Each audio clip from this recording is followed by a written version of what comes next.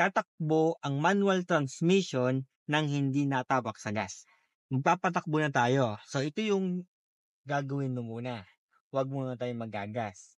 Tatakbo ang manual transmission nang hindi natabak sa gas. Turo ko sa iyo kung paano patakbuhin ng manual transmission na hindi gagamit ng gas. So, clutch and brake, tapakan. Laging starting procedure, clutch and brake. First gear. Then, release ang handbrake.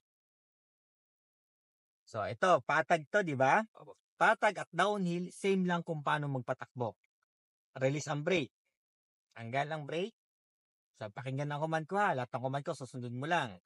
So, ngayon, taas mo si clutch, dahan-dahan. Pag naramdaman mo tumakbo, steady ang clutch doon. Tumakbo na siya, steady lang dyan. Pag nawala ang vibrate, tanggal na si clutch. So, tanggal lang clutch. Ganyan magpatakbo ng manual transmission. Okay?